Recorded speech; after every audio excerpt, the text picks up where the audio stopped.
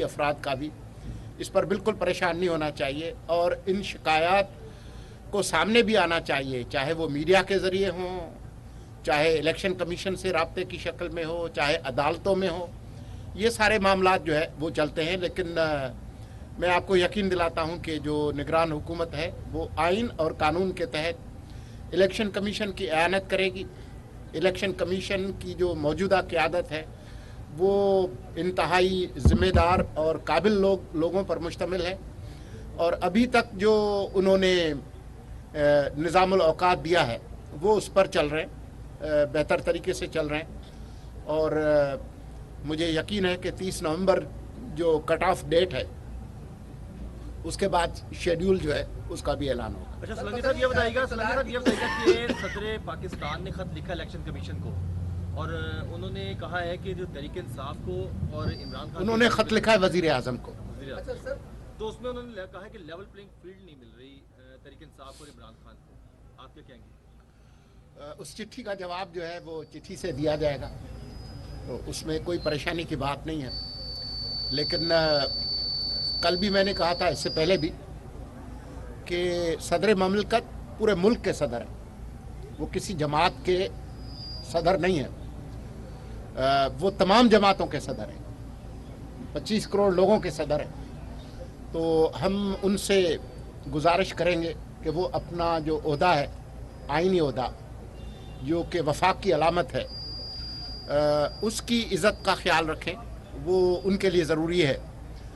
बेहतर होगा कि वो किसी एक जमात के तर्जुमान ना बने, वो सब के तर्जुमान बने, ये ज़्यादा बेहतर होगा। किसी एक जमात के तर्जुमान बनने से उनकी जो इज़्ज़त है उसमें कमी आती है। हम चाहते हैं कि वो इज़्ज़त बरकरार रहे। अच्छा सुलंगी साहब, जमहूरियत के हंसते बसते शहर में एक जमात को कब्रिस्तान में तब्दील किया जा रहा है, उसका नाम पाकिस्तान तहरीक इंसाफ है। ना उससे जलसे जुलूस करने की इजाज़त है, ना गवर्नर मीटिंग्स करने की इजाज़त है। जो सर उठाता है उसका सर कुचल दिया जाता है। इवन के आप जैसे अच्छे खासे लोग जो आवाम के हक में बोलते थे, मालूम नहीं जब कुर्सी मिलती है तो किस चीज़ का नाम आप आइन और कानून रख देते हैं कि आइन और कानून कुचला जा रहा है और कोई बोलने वाला नहीं। ये किसी सियासी कारकुन का मौक़िफ़ तो हो सकता है, लेकिन मेरे ख्याल में ये सवाल बनता नहीं है। अच्छा सुलंगी साहब, ये फरमाइएगा कि हमने पीटीआई के 4 साढ़े 4 साल देखे, पॉलिटिकल स्टेबिलिटी नहीं आई और इक़्तिसादी जो इस्तेहकाम है मुल्क में वो नहीं आया। हमने पीडीएम के 15 माह देखे, ऐसी ही सूरत हाल है। अब हमने फिर उम्मीद लगा ली है कि एक नई हुकूमत आएगी, मुंतखब होगी और फिर स्टेबिलिटी आ जाएगी, मुल्क जो है वो तरक्की के रास्ते पर गामजन होगा। आपको लगता है कि ये तवक्कुआत हमारी दुरुस्त है? मैं हमेशा से एक रजायत पसंद शख्स हूँ, कभी भी नाउमीद नहीं होता।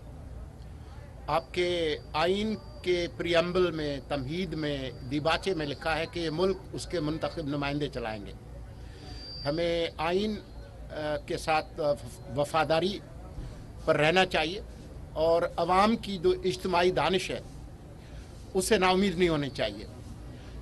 कौमों की तारीख़ में मुश्किल मराहिल आते हैं, अदम इस्तेहकाम भी आता है, लेकिन उसी अदम इस्तेहकाम से इस्तेहकाम के रास्ते निकलते हैं।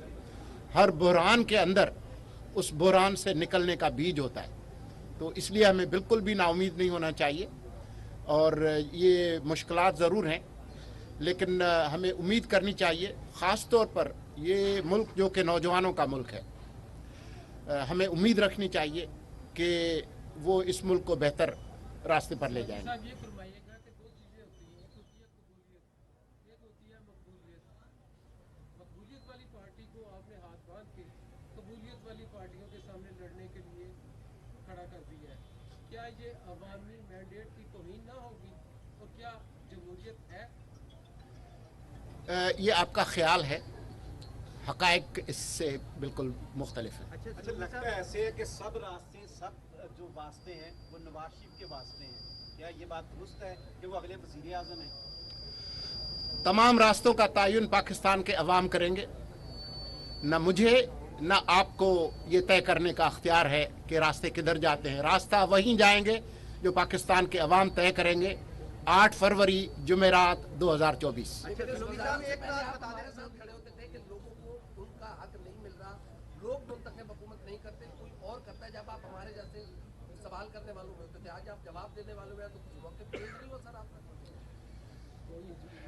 हर खेल में हर किरदार अदा करने वाले जो एक्टर है उसको उस रोल के साथ वफादारी करनी आपका होती है। ये किरदार अच्छा है या वो किरदार अच्छा है? खेल के तमाम किरदार अहम होते हैं। अच्छा सलोनी साहब ये बता दें कि मुल्क की जो मैशियत है, हमने माजी की 2 हुकूमतें देखी, एक 16 माह की, एक 30 साल की हुकूमत देखी। किस हुकूमत में फॉल्ट था जो मुल्क इस स्टेज तक आया? और दूसरा, माजी में जो जर्नलिस्ट हैं वो उर्दू पर भी रहे निगरान, वज़ीर आला भी रहे, वफाक में भी रहे, उन पर फिर इल्ज़ाम लगता रहा जो शफाफ इंतखाबात में पैंती पैक्चर का जो इल्ज़ाम था वो मशरूबा दी गई। इस हवाले से क्या प्लान आप कर रहे हैं कि कल को आप पर उंगली ना उठे?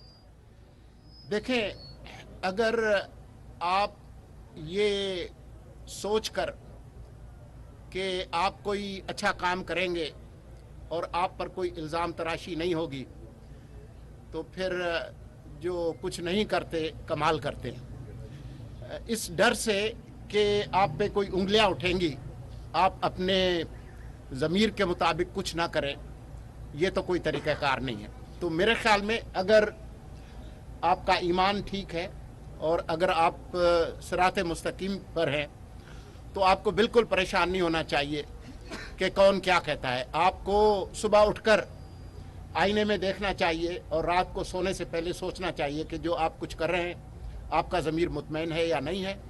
बाकी जो फैसला है